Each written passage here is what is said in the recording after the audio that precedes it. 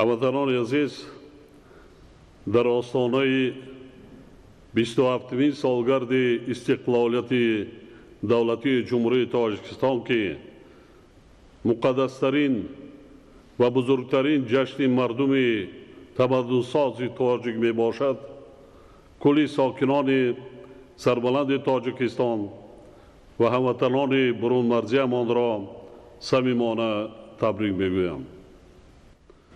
محض استقلالیت امکانیت فراهم آورد که مردم تاجیکستان تقدیر خود را به دست گرفته راه پیشرفتی می‌باید و سرنوشت آینده سرزمین اجدادی خویش را مستقلانه انتخاب نماید. به این معنی استقلالیت نعمت بی‌بها، مایه افتخار، منبع خودشناسی، سرچشمه نیروبخش و عامل بنیادی تحکیم و تقویت پایه‌های دولتداری ملی ما میباشد. ما افتخار داریم که در 27 سال استقلالیت پایدیوار دولتداری ملی امان را گذاشته برای تحکیم آن با زحمت مردم سربلند کشورمان کارهای بزرگ را به انجام رسانیدیم و امروز به سوی فردای آسوده و آباد استوارانه قدم میگذاریم. مردم تاجیکستان خوب در یاد دارند که سالهای اول استقلالیت کشور عزیز ما بر اثر فتنه و دسیسه دشمنان ملت و خواجگان خارجی آنها به ضربه دهشتناک و هلاکتبار گرفتار شد. در آن ایام فاجعه بار از خریطه سیاسی جهان نیست شدن دولت جوان تاجیکان و پراکنده گردیدن ملت تاجیک به یک واقعیت تلخی روز تبدیل یافته بود. ولی خوشبختانه مردم کشور در اطراف حکومت قانونی و فرزندان با ننگ و ناموس خود متحد شده یگانه راه درستی تاریخی یعنی اعمار دولت دموکراتی و حقوق بنیاد و دنیوی را پیش گرفتند. هرچند که بسیار مشکل و طولانی بود ولی با دستگیری و پشتیبانی صمیمانه ساکنان در مملکت آتش جنگ تحمیلی برادرکش خاموش کرده شد.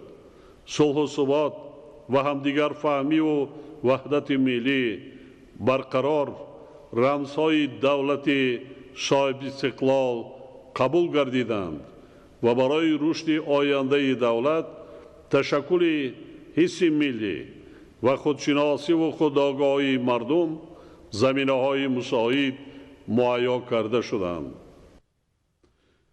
ما امروز با قناعتمندی اظهار می‌داریم که در آن ایام سنگین و حساس راه انتخاب کرده خلق تاجیکستان از جانب جامعه جهانی دستگیری یافت. زیرا آن راه به سوی پیشرفت و بنیاد جامعه متمدن بود. در سالهای بعدی تاجیکستان صاحب استقلال با قبول یک قطار برنامه‌های دولتی و کنسپسیه و استراتژی‌های ملی به شاهراه رشد استوار وارد گردید. همزمان با این تطبیق اصلاحات فراگیر در ساحه‌های گوناگون حیات جامعه و دولت، کارهای بنیادکاری و سازندگی یعنی ساختمان و تجدید انفراستراکچور استحصالی و اجتماعی، انشاءات انرژتیکی، راه و نقلیات و دیگر اقدامات سازنده وسعت پیدا کردند. در نتیجه تدبیرهای عملی نموده حکومت مملکت طی 27 سال صاحب استقلالی سطح کم بی‌ضاعتی از 81% تا 28% کاهش یافت و ما تصمیم گرفته ایم که تا سال 2030 سطح کم بی‌ضاعتی اهالی کشور را به 15% رسانیم. امروز ما در دایره برنامه میان مهلت رشد اقتصادی و اجتماعی برای سالهای 2016-2020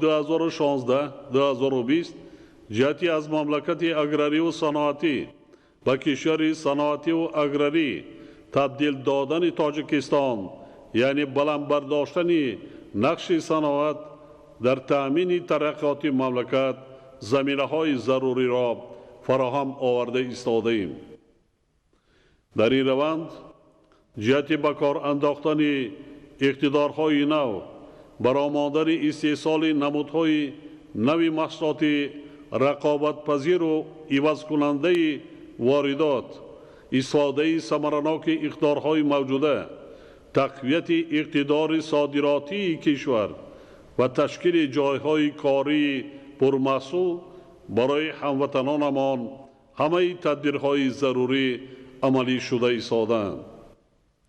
حالا به شرافت خدمت اهلانه خلق عزیزمان و زحمت و تلاش‌های ملت شرفمندمان 3 هدف استراتژی ملی ما تأمین استقلالیت انرژتیکی، رهایی از بنبست کمونیکاسیونی و حفظ امنیت آذوقه‌واری به مرحله نهایی خود نزدیک رسیده است.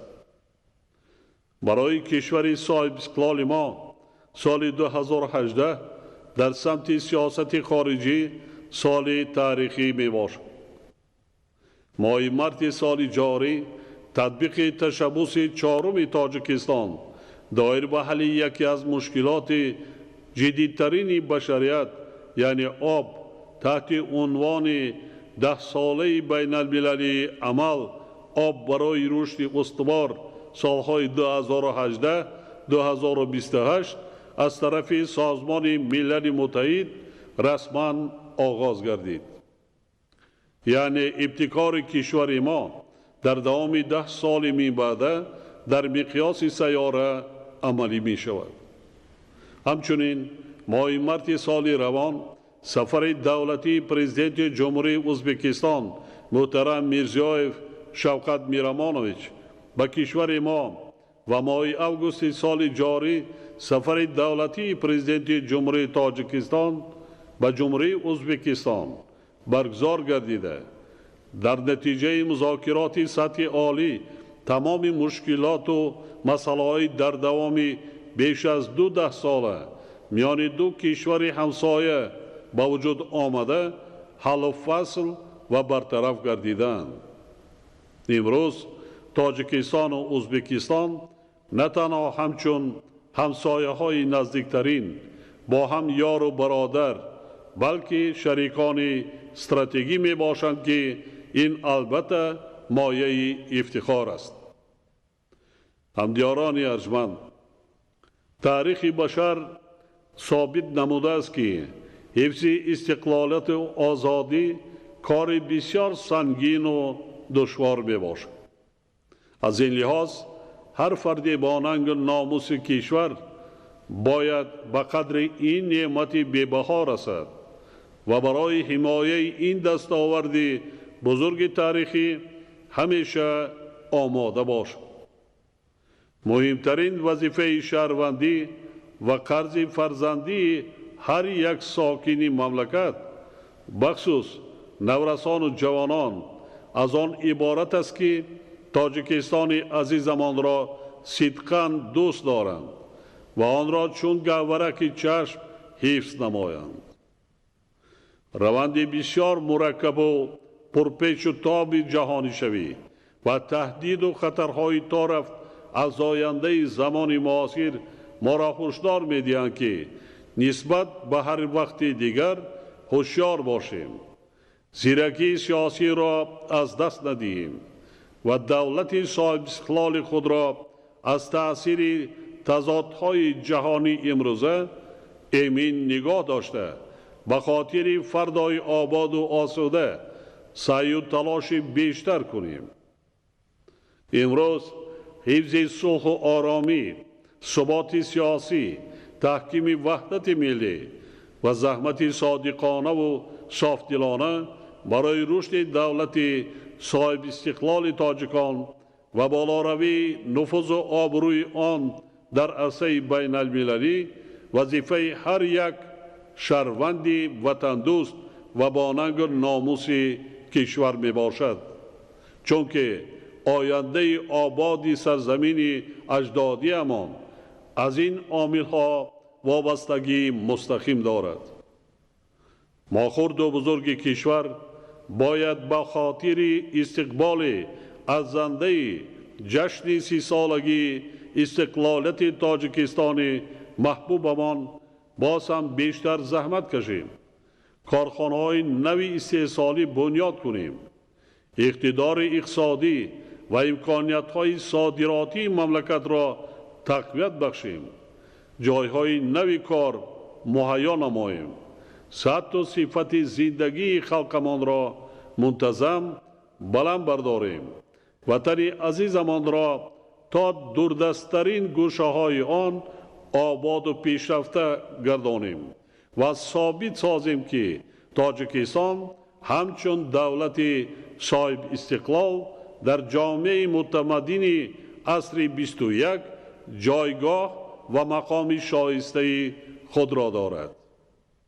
من با عزم و اراده مردم صاحب معرفت و تمدن ساز تاجیک و هر فرد با ننگ و ناموس ملت اعتماد کامل دارم و خوب می دانم که آنها برای تحکیم دستاوردهای استقلالیت، حمایه آزادی، پیشرفت دولت و آبادی وطن محبوبمان تاجیکستان من بعد نیز تمام تلاش و کوشش خود را سفربر می سازند. با اظهار این نیت‌های نیک بار دیگر جشن فرخنده 27مین سالگرد استقلالیت دولت جمهوری تاجیکستان را به کل مردم شریف کشور و هموطنان برون مرزی صمیمانه تبریک میگویم.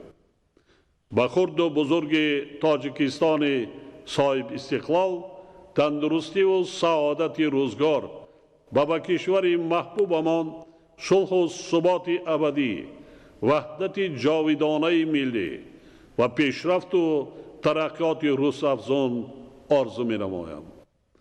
جشن استقلال و آزادی مبارک باشد هموطنان عزیز.